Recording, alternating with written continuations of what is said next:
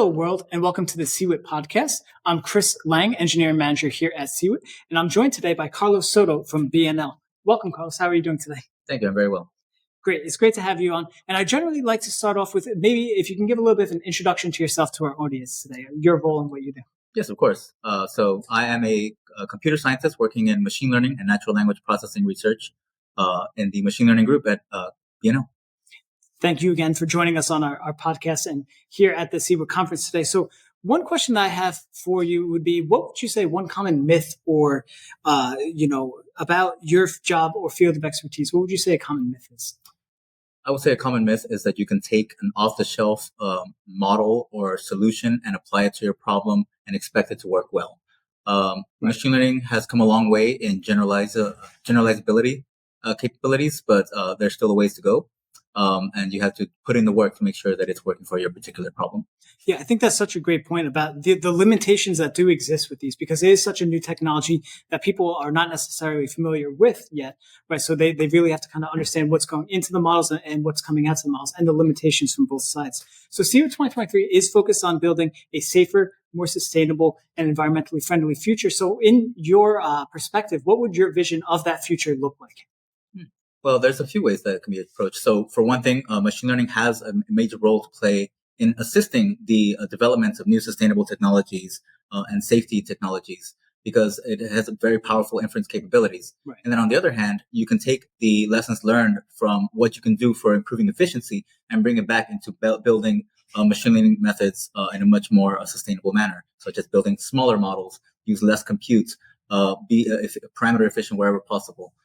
So those are a couple of directions that I see in that direction. Yeah, and I think that throughout the conference today, we've heard a lot of people talk about how that footprint of these models and the cost of the compute for this is something that's very much on the front of everyone's minds as we're thinking about this from a sustainability perspective in the future. So taking a look at this technology, if you were going to give advice to someone, whether that's a student who's, trying to pick a major and hears about this type of technology and is very interested in getting involved, or someone who is currently doing something else but really wants to get involved in building that more beautiful future, what kind of advice would you give to someone?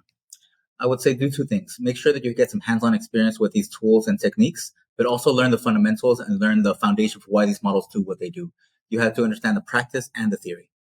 No, I think that's very important to have that broad perspective to make sure that you really do understand this.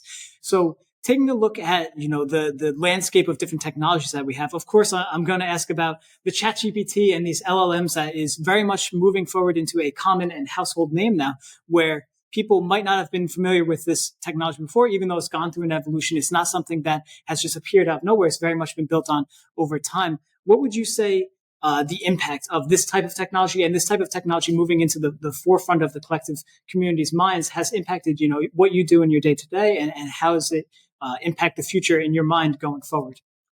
Well, my perspective is a little different because I am primarily a machine learning researcher. 100% of my work is machine learning driven, and I have been working in this field for about 10 years. Right. So I've seen the evolution of these methods. One of the things that the emergence of very public-facing technologies has had on my work, one of the impacts that it's had is eased the transition for some of my collaborators. A lot of the time I have to do a lot of legwork to convince them of the usefulness of the applicability of these tools. But now that they're out in the world, they have already seen a lot of these successes and are more amenable to what I'm prepared to tell them. So you would say that now, as this technology is getting into the hands of more people and there's more access to this technology, this is generally a positive effect so that people can see these and use these technologies to help enable their future? It's definitely a positive opportunity. There is a lot of risk that it introduces, especially when you put this out in the wild. But as long as you're cognizant of those risks and are careful in how you deploy these technologies, then yes, it's a very powerful tool and has a lot of potential. Yeah, I think that's such a great point that while there is that potential, we do have to really be mindful of this technology, of the risks that come with the technology, and how we are going to use that technology going forward. So once again, I did just want to thank you for joining us at the CEWIT conference and also joining us on today's podcast episode. So I appreciate your time very much. And thank you for our audience for joining us today. Thank you.